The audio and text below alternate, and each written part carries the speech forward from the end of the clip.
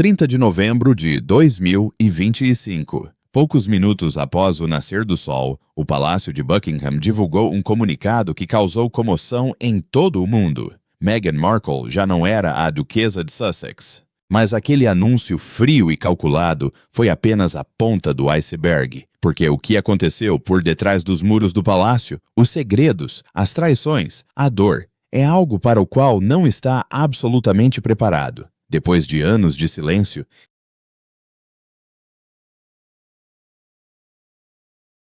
após inúmeros ataques e humilhações públicas, o rei Carlos finalmente agiu. E o que revelou sobre Meghan Markle é absolutamente devastador. Continuem comigo, porque no final deste vídeo vão perceber exatamente por que é que o rei não teve outra escolha senão fazer o impensável. E acredite, esta não é a história que lhe contaram.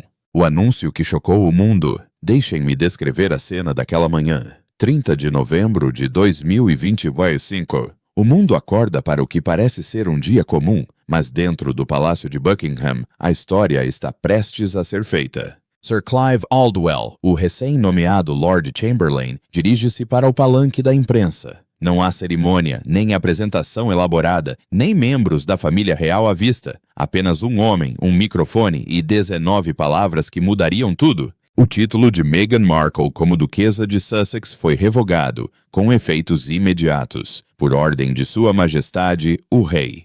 19 palavras. Só isso. Sem explicações, sem desculpas, sem emoção.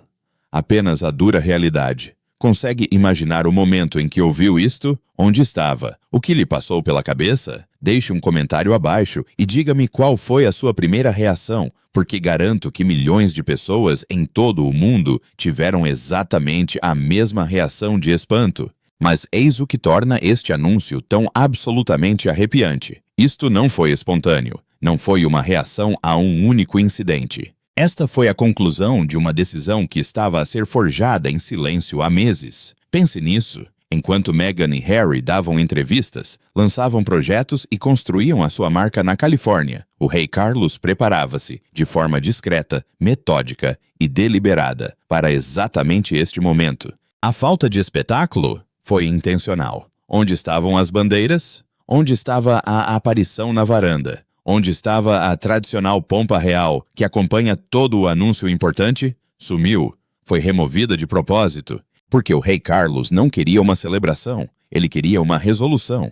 E este silêncio estratégico é a forma da monarquia dizer muito sem levantar a voz. Não se tratava de vingança, tratava-se de retomar o controle. Durante anos e anos, a família real resistiu à tempestade. A saída, as entrevistas, a série da Netflix, os ataques constantes mantiveram a dignidade, o silêncio, o compromisso de nunca se queixarem, de nunca dar explicações. Mas agora a casa de Windsor não estava apenas a reagir. Era como traçar uma linha na areia, e de um lado dessa linha estavam séculos de tradição, dever e serviço. Do outro, uma ex-atriz que transformou a realeza em mercadoria. Portanto, a questão é: o que levou finalmente o rei Carlos ao limite? O que o fez quebrar anos de silêncio da forma mais pública e devastadora possível? A assinatura que mudou tudo. Agora, antes de nos aprofundarmos, deixem-me contar-vos um pormenor que torna toda esta situação ainda mais profunda. De acordo com fontes do palácio, o decreto que revogou o título de Meghan não foi assinado por um cortesão, não foi delegado num conselho cerimonial, não foi tratado por assessores ou equipas jurídicas. O próprio rei Carlos assinou-o pessoalmente. Compreende o que isso significa? Este é um homem que tem centenas de documentos na sua secretária todos os dias. Tem pessoas cuja única função é tratar de assuntos oficiais. Mas para isso, para esta decisão devastadora, insistiu em assinar com a própria mão.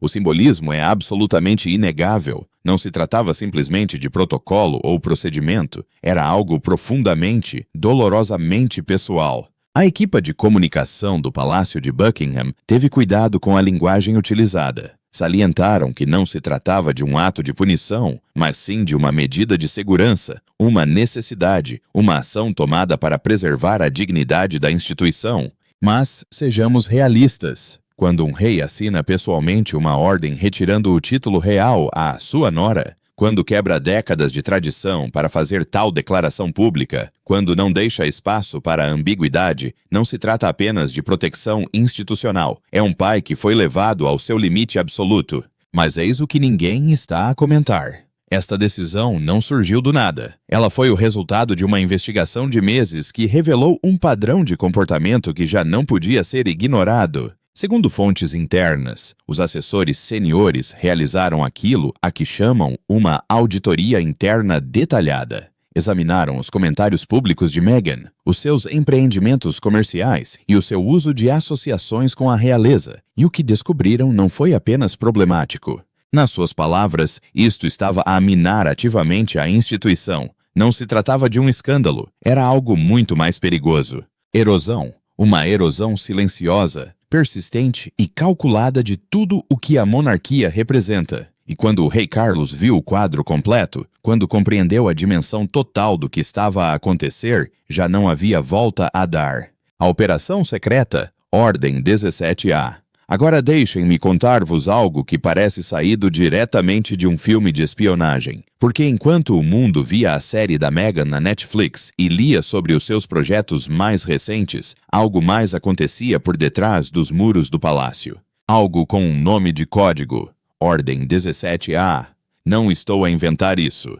Nas profundezas do palácio de St. James, numa sala trancada que a maioria dos funcionários do palácio nunca veria, uma operação legal secreta desenrolava-se silenciosamente, e no centro de tudo estava um documento diferente de todos os outros já criados na história da realeza. A Ordem 17A não nasceu da vingança. Não foi redigido à pressa por raiva. Foi uma manobra calculada, baseada numa visão constitucional e na necessidade desesperada de preservar a autoridade da monarquia na época moderna. Há mais de um ano que os assessores de alto escalão vinham reunindo provas. Todas as vezes que Meghan usou o título Sussex em contratos de entretenimento, em todos os registros de produtos, em todas as plataformas digitais, todas as entrevistas em que ela se aproveitou da sua ligação à realeza foram documentadas. E o retrato que montaram, segundo fontes, foi absolutamente condenatório. A Infantis foi.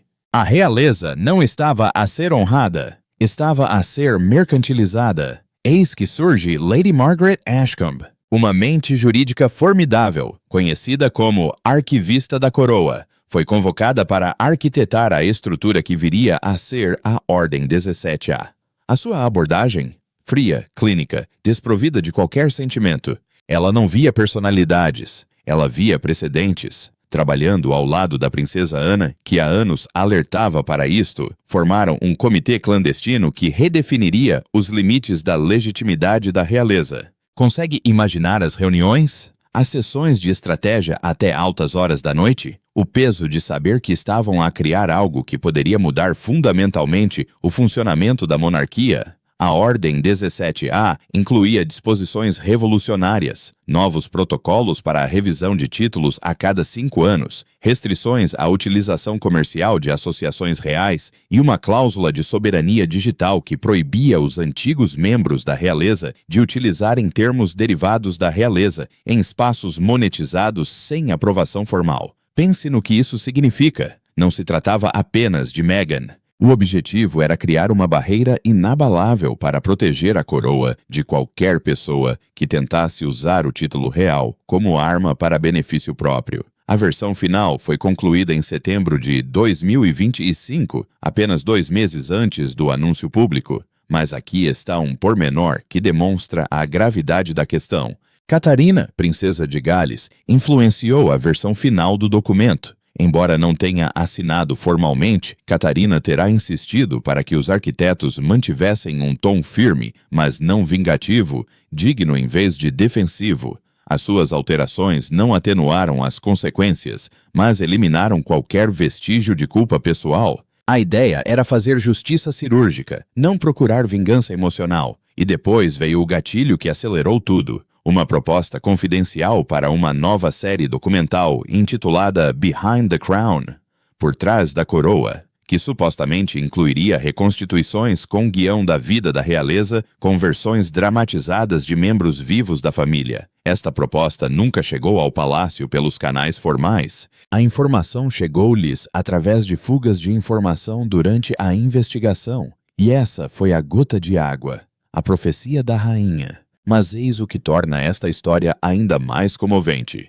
A rainha Isabel previu isto, muito antes de Carlos pegar na caneta, muito antes de a Ordem 17 a sequer ter sido concebida. A falecida rainha Isabel já pressentia a tempestade no horizonte. Numa das suas últimas notas manuscritas para o filho, escreveu algo que parece agora assustadoramente profético. Cuidado para que o legado não seja trocado pelo espetáculo. Deixe que isso reverbere por um instante. A rainha, que tinha vivido décadas de turbulência na família real, testemunhado abdicações, divórcios e escândalos, pressentiu que esta situação era diferente. Fontes próximas da falecida rainha afirmam que esta não tinha ilusões sobre o mundo em que Harry tinha entrado com Meghan ao seu lado. Ela já tinha visto casamentos reais sob pressão antes. Mas isto era fundamentalmente diferente. Meghan não estava apenas a resistir à tradição, ela estava a reformulá-la, a reescrevê-la e a divulgar essa reescrita para o mundo.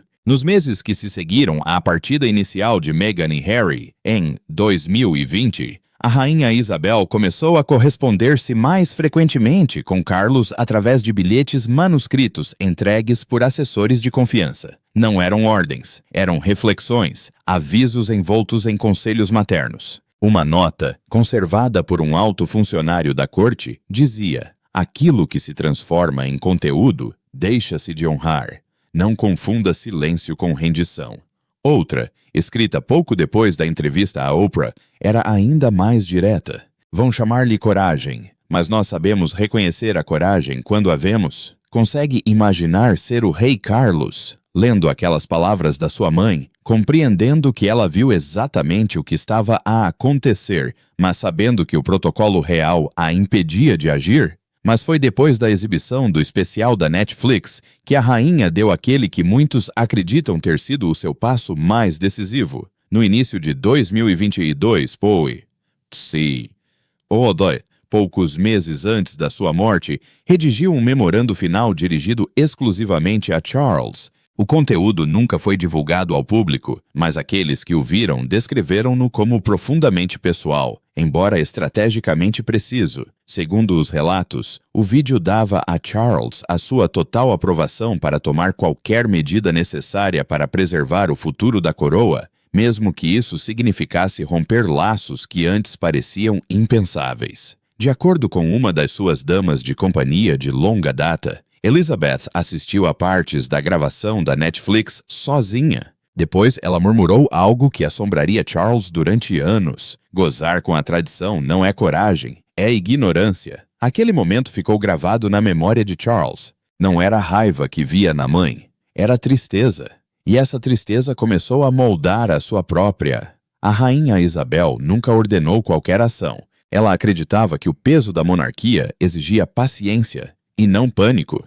O seu conselho para Charles foi simples, mas claro: agir quando for o momento certo, e não quando houver alarido. E quando ela faleceu nesse mesmo ano, aquelas palavras permaneceram, tornaram-se a bússola de Charles, a sua prova de que não estava apenas a reagir, mas sim a cumprir um legado. A declaração de guerra da Netflix. Agora vamos falar sobre o que realmente levou esta situação a um ponto de não retorno: a série da Netflix.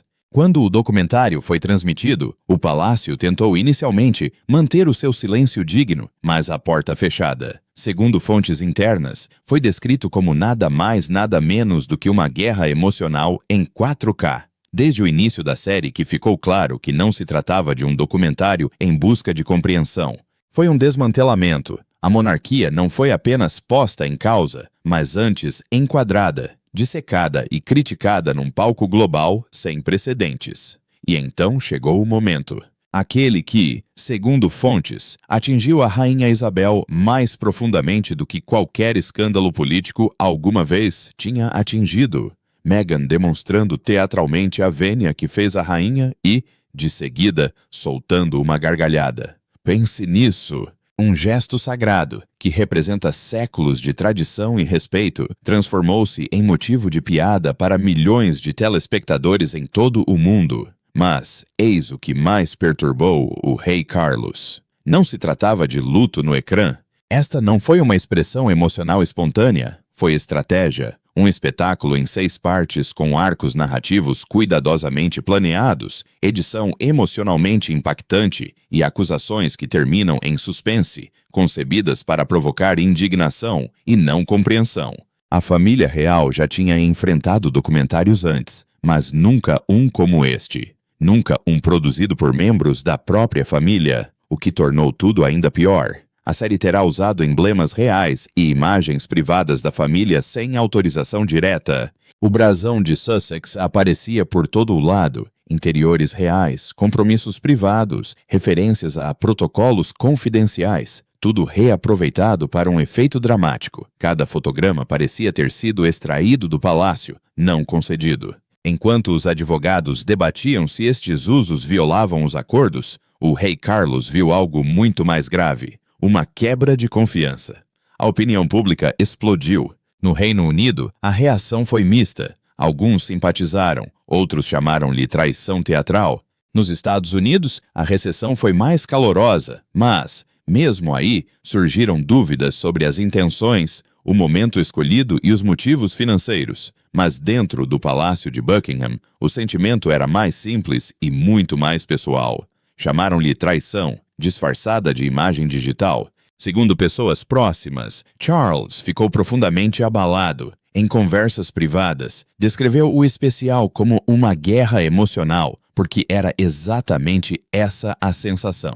Não se tratava apenas de revelações dolorosas. Foram ataques calculados que ocorreram após meses de cartas ignoradas, visitas rejeitadas e esforços diplomáticos para restabelecer o contato. A porta não se fechou com estrondo, fechou-se rangendo, lenta, dolorosa e deliberadamente. O pai que tentou de tudo. Ora, aqui está a parte que vos vai partir o coração, porque, ao contrário do que possam pensar, o rei Carlos não revogou o título de Meghan de imediato. Ele tentou. Meu Deus, como ele tentou.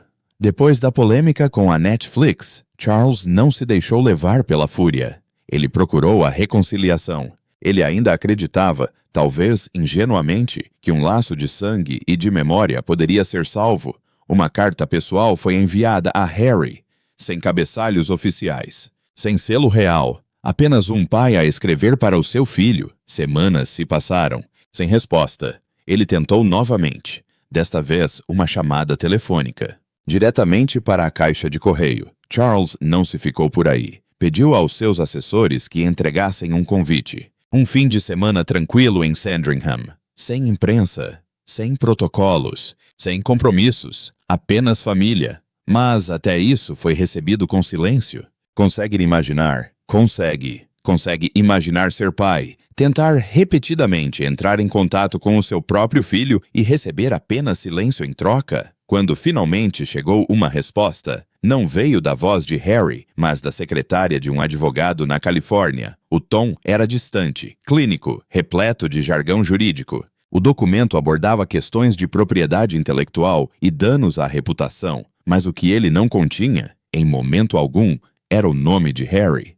Nenhum pedido de desculpas pessoal, nenhuma tentativa de reconciliação, nenhum reconhecimento do homem que um dia o acolheu em todos os momentos difíceis da infância. E nessa ausência, Charles sentiu algo mais profundo do que raiva. Sentiu a última centelha de esperança extinguir-se. No interior do palácio, aquele silêncio não foi interpretado como paz. Foi interpretado como postura. O distanciamento estratégico de Meghan, as suas camadas de intermediários legais, a sua recusa em envolver-se diretamente, tudo isto contava uma história muito mais impactante do que as palavras. Ela não estava apenas ausente, ela estava fortalecida. Fontes próximas do palácio dizem que Charles estava emocionalmente devastado. O seu luto não era teatral, era exaustão. Até a princesa Ana, conhecida pela sua disciplina inflexível, terá dito ao irmão: "Se não agires agora, será tarde demais." O príncipe Eduardo fez coro com o mesmo sentimento, alertando que o que antes era uma crise de imagem se tinha tornado numa crise de precedentes. Quanto mais tempo a monarquia permitisse ser manipulada a partir do exterior, mais abdicaria da sua autoridade, da sua dignidade e do seu futuro. E então veio a gota de água. Uma notificação formal dos advogados de Meghan, detalhando os alegados danos financeiros devido a alterações previstas no uso do título. Ouça isso de novo. A equipa de Meghan enviou ao rei de Inglaterra uma fatura referente à potencial perda de valor da marca. Não foi o conteúdo da carta que impressionou Charles, mas sim o que ela simbolizava. Não houve qualquer menção a Harry, nenhum apelo à compreensão, apenas a fria aritmética do valor da marca. A monarquia estendeu a mão. O que recebeu em troca foi uma conta. E foi aí que Charles percebeu que não estava a lidar com uma nora. Estava a lidar com uma marca, a mercantilização da realeza.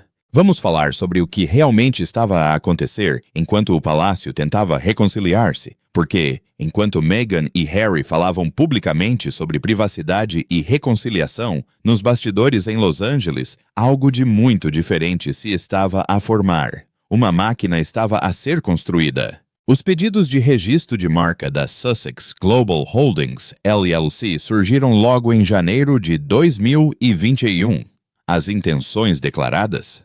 Empreendimentos nas áreas da publicação, mídia, moda, plataformas digitais e bem-estar. Não se tratava de um afastamento discreto da vida pública. Esta foi uma migração planeada. Para os conselheiros reais que acompanhavam as consequências, começaram a surgir padrões perturbadores. As queixas públicas de Meghan não eram desabafos emocionais espontâneos. Eles estavam sincronizados. Pense na cronologia. Entrevista bombástica com Oprah, lançamento de livro infantil, ensaio sobre o aborto espontâneo, anúncio teaser no Spotify, série documental na Netflix, digressão internacional de palestras, um após o outro.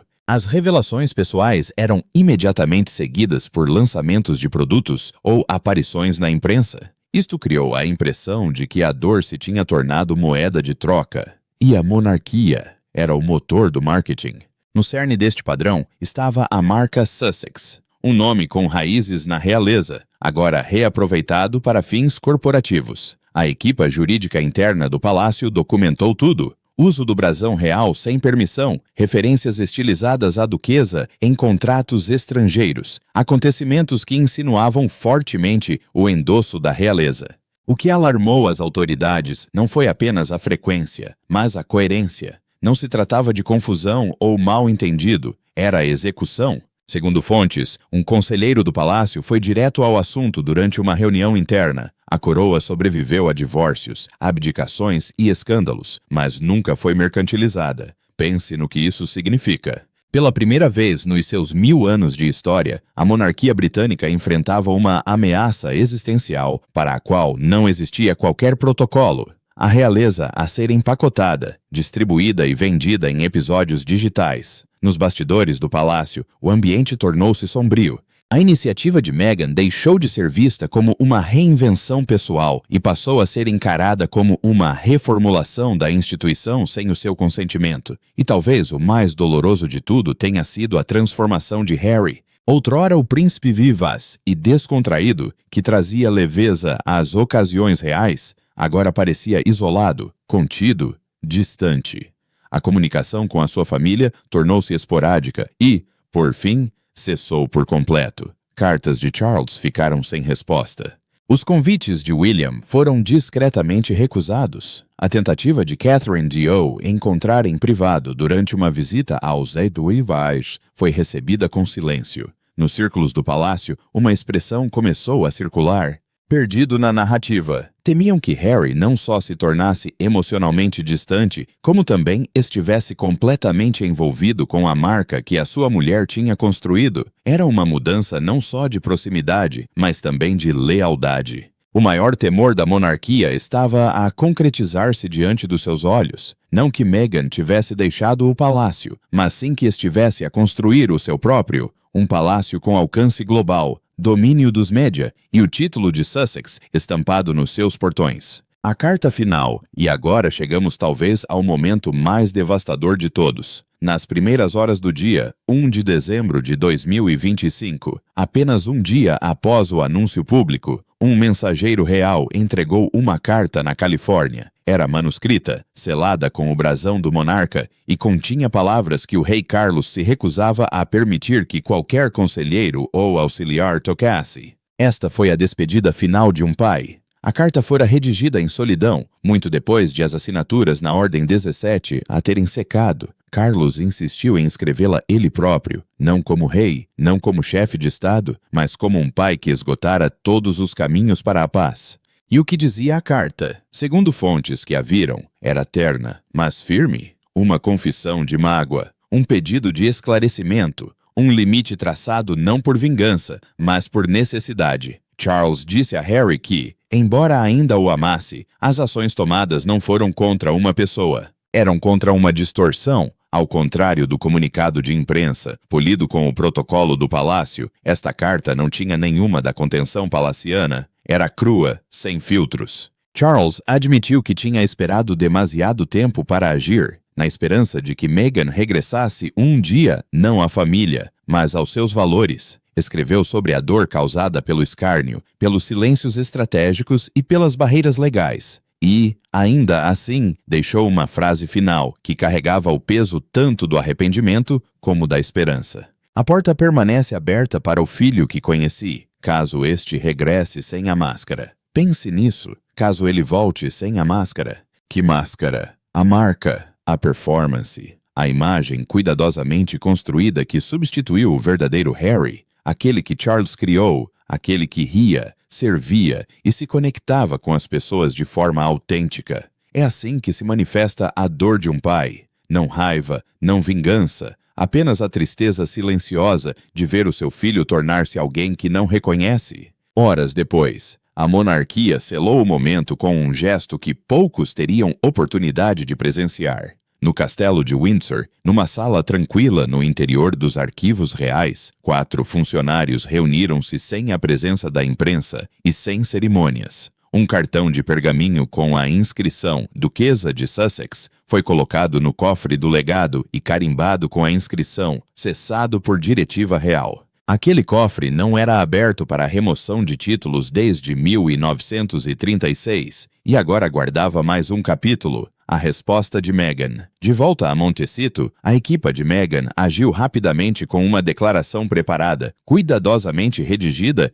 e de tom frio. Nela, era enfatizado o seu compromisso contínuo com a igualdade, a compaixão e os valores familiares. Belas palavras. Palavras corporativas, palavras sem sentido, porque em momento algum daquela resposta, Charles foi mencionado. Em momento algum, o pai de Harry foi reconhecido. Em momento algum, houve sequer um indício de que aquilo pudesse ser doloroso para alguém para além dela própria. Para os membros do palácio, foi uma confirmação. Já não se tratava de família, tratava-se de imagem, legado e influência. E por detrás do verniz daquelas palavras perfeitamente elaboradas, o mal já estava feito. Mas eis o que é fascinante. Enquanto a declaração de Meghan dominava as manchetes, algo mais acontecia dentro dos muros do palácio. A ascensão discreta da realeza, porque enquanto o mundo se fixava no que se tinha perdido, o palácio concentrava-se em quem estava a assumir a responsabilidade.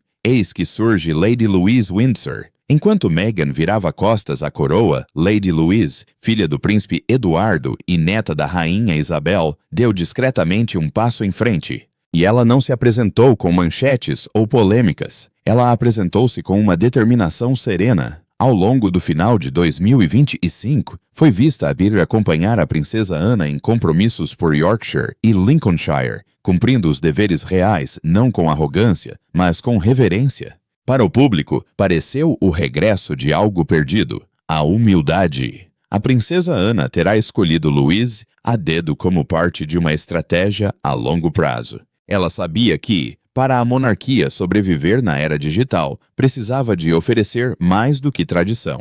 Necessitava de continuidade, autenticidade e lealdade, para além da mera atração da influência. Em Stone, iniciaram-se as discussões no Conselho Real de Assessoria sobre a restauração de um título outrora prometido, mas nunca totalmente concedido, o de Duquesa de Edimburgo. Conceder o título a Louise seria um sinal claro. O futuro da monarquia não seria moldado pelas celebridades, mas sim pelo dever. E a reação do público foi rápida e surpreendente. As sondagens indicaram um aumento na aprovação de Lady Louise, com muitos a considerá-la a membro da realeza que gostariam de ter conhecido mais cedo. Enquanto Meghan oferecia espetáculo, Louise oferecia silêncio. Enquanto uma ostentava a coroa, a outra preservava-a. E neste contraste, a monarquia começou a recuperar a sua narrativa. Catherine, princesa de Gales, manteve-se em silêncio após o anúncio, mas foi vista a usar o alfinete do príncipe de Gales durante um evento de beneficência para crianças no dia seguinte, um símbolo discreto de resiliência. William, quando questionado em privado, respondeu com palavras que tocaram profundamente o coração.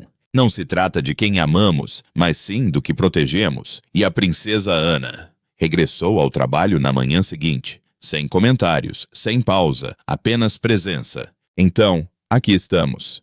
A verdade veio finalmente ao de cima. O rei Carlos não agiu por raiva, não agiu por vingança, agiu por necessidade. Depois de anos de tentativas, meses de investigação e de esgotar todas as possibilidades de reconciliação, o que revelou não se limitou a uma mulher ou a um título.